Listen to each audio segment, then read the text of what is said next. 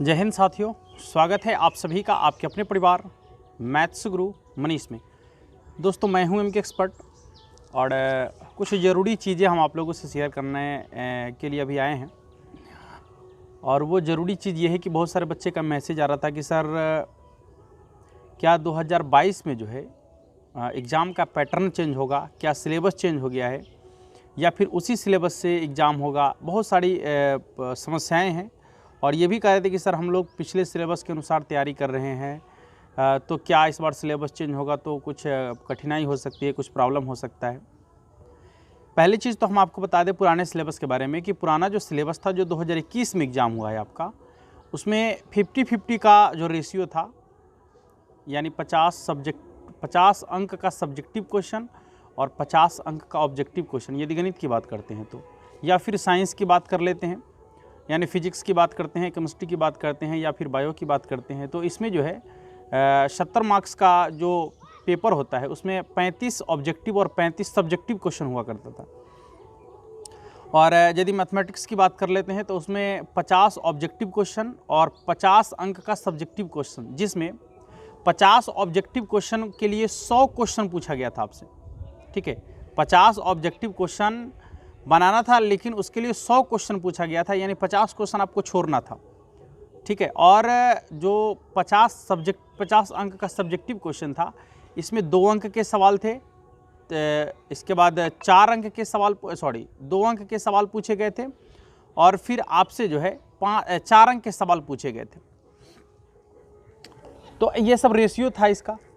ठीक है, 2 अंक के सवाल शायद 15 सवाल पूछे गए थे, 15 सवाल बनाना था जिसमें 30 सवाल पूछा गया था।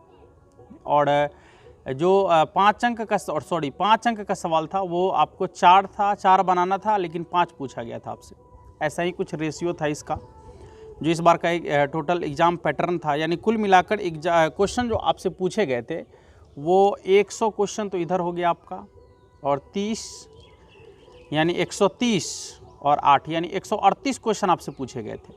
138 क्वेश्चन में से आपको सिर्फ और सिर्फ 69 क्वेश्चन बनाने थे। ठीक है, तो ये सब उसका 50 क्वेश्चन वो और 50 फिर 15 आ गया आपका 65 और 4 69। हाँ, 69 क्वेश्चन आपको बनाना था उसमें से। तो ये था पिछले एग्ज़ाम का पैटर्न। लेकिन बहुत सारे बच्चों के मन में ये चल रहा है कि इस बार एग्ज़ाम का पैटर्न चेंज किया गया है या उसी पैटर्न से एग्ज़ाम होगा। तो सबसे पहली चीज़ हम आपको बता दें कि जो पहले का पैटर्न था, जहाँ तक हमारा मानना है कि जो पहले का पैटर्न था, यानी जिसमें 15 ऑब्जेक्टिव क्वेश्चन 30 ऑब्जेक्टिव क्वेश्चन पूछे जाते थे और 70 जो है सब्जेक्टिव क्वेश्चन पूछे जाते हैं। ऑब्जेक्टिव क्वेश्चन में आपका ऑप्शन वाला भी होता था, फिल इन द ब्लैंक्स भी होता था, या फिर कारण और कथन वाला भी होता था। इस तरीके का सवाल पूछा जाता था आपसे। और ये जो ऑब्जेक्टिव है इसमें सिर्फ ऑब्जेक्टिव होता है, वस्तुनिष्ठ प्रश्न होते हैं। 4 ऑप्शन में एक का जवाब सही होता है। ये वस्तुनिष्ठ टाइप के प्रश्न पूछे जाते हैं आपसे।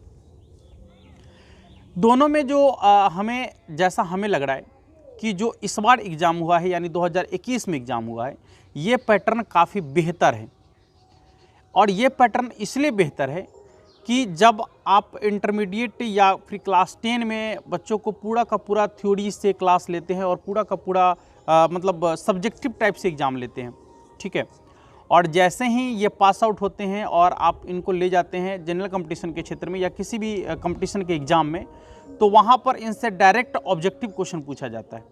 ठीक है, यानी पूरा का पूरा एकाएक पैटर्न को चेंज कर दिया जाता है। बच्चे यहाँ पर रुक जाते हैं, यहाँ पर इनकी जो तैयारी होती है ये फ्लॉप कर जाता है इनकी तैयारी, और यहाँ पर ये रुक जाते हैं एक बार। ठीक है, और एकाएक फिर से इनको शुरुआत करना होता है। ऑब्जेक्टिव की तैयारी के लिए फिर से इनको शुरुआत करने की ज़रूरत होती है। पैटर्न पूरा का पूरा, खासकर मैथमेटिक्स का पैटर्न तो बिल्कुल अलग टाइप से चेंज हो जाता है इसमें, और उसमें बिल्कुल अलग टाइप का पैटर्न हो जाता है। तो ये जो पैटर्न था पहले वाला, ये पैटर्न जो 2021 में एग्ज़ाम हुआ, ये पैटर्न काफ़ी बेहतर है बच्चों के भविष्य के लिए।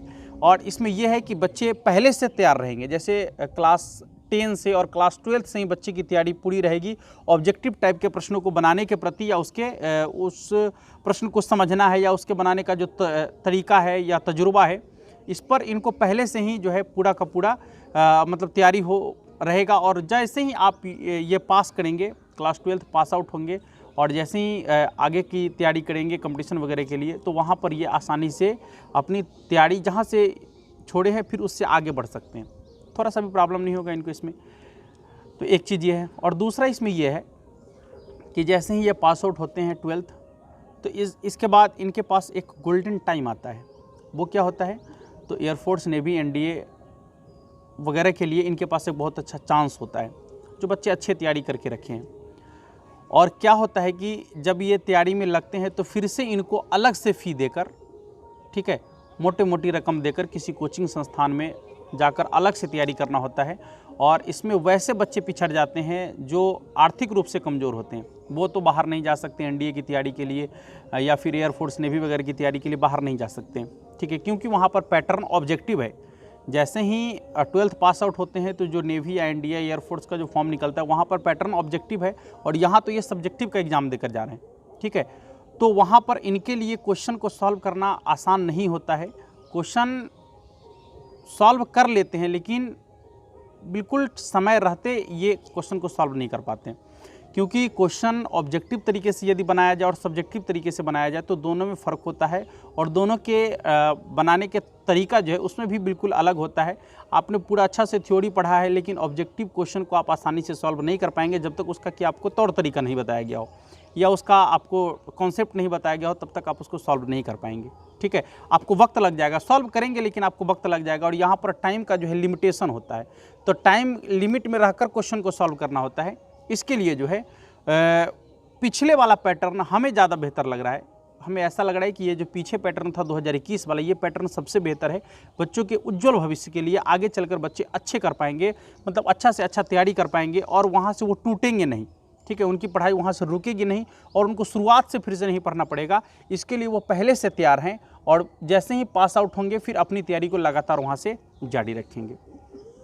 एक तो ये बहुत बड़ा मैटर है इनका, तो हमारे हिसाब से ये होना चाहिए। लेकिन आप लोग का जो कहना है, पता नहीं आप लोग को कहाँ से ये जानकारी पता चली है कि सिलेबस में चेंज होना है या फिर एग्ज़ाम पैटर्न में चेंज होना है।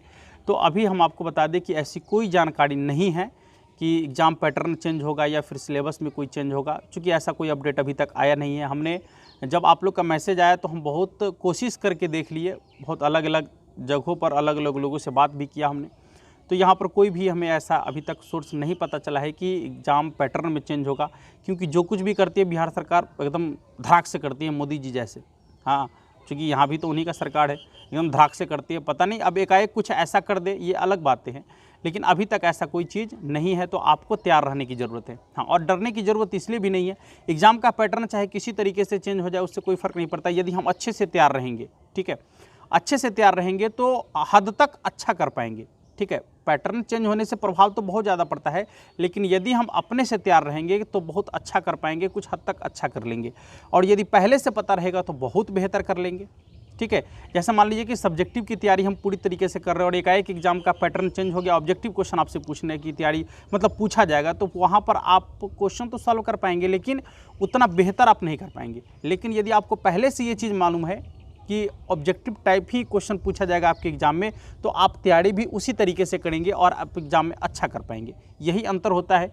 लेकिन अभी तक ऐसा कोई अपडेट नहीं दिया गया है और हम कहना चाहेंगे बिहार सरकार से या फिर बिहार बोर्ड से भी कि यदि ऐसा कोई अपडेट है तो बच्चों को पहले इस बात की जानकारी दे देना चाहिए ताकि बच्चे उस तरीके से तैयारी करें, ठीक है। और एग्ज़ाम के टाइम में जाकर आप एकाएक पैटर्न को चेंज करेंगे तो बच्चे प्रॉब्लम में आ जाते हैं, बच्चे के पास समस्या हो जाती है और साथ में जो टीचर उनकी तैयारी करा रहे हैं उनके पास भी एक समस्या खड़ा हो जाता है कि इतने दिन बच्चों को हमने पढ़ाया, फिर एकाएक पैटर्न चेंज हुआ है, सिलेबस चेंज कर दिया गया है, तो वहाँ पर दिक्कतें आ जाती है। इसलिए हम ऐसे कहना चाहेंगे कि यदि आपने ऐसा कुछ सोच के रखा है पैटर्न वगैरह चेंज होने की चीज़, तो आप पहले से ही बच्चों को जानकारी दे दें, इन्फॉर्मेशन दे दें। लेकिन यदि हमारा मानना है और आप लोग को क्या मानना है, आप लोग कमेंट बॉक्स में ज़रूर लिखिएगा कि ये जो 2021 का पैटर्न है ये बेहतर है या फिर ये जो सब्जेक्टिव वाला पैटर्न है ये बेहतर है। आप लोग कमेंट बॉक्स में ज़रूर लिखिएगा। हमारा जो मानना है हमने आपको बता दिया है और ये भी बात क्लियर कर दी है कि अभी तक ऐसा कोई अपडेट नहीं आया है बिहार बोर्ड की तरफ से या फिर बिहार सरकार की तरफ से, ठीक है। यदि आपको ये चीज़ें बिल्कुल अच्छे से समझ में आ गया होगा तो आप एक बार कमेंट जरूर कीजिएगा कि आपको कौन सा पैटर्न बेहतर लग रहा है, 2021 वाला या फिर उससे पहले जो पैटर्न था वो वाला, ठीक है साथियों। तो हाँ, और एक चीज़ लास्ट में ये भी कहना चाहेंगे कि आज मौसम ख़राब होने की वजह से बारिश भी बहुत ज़्यादा हुई है, ठीक ना। तो लाइन वगैरह नहीं आया है, चूँकि हम गाँव से काम कर रहे हैं, आप लोग को मालूम है।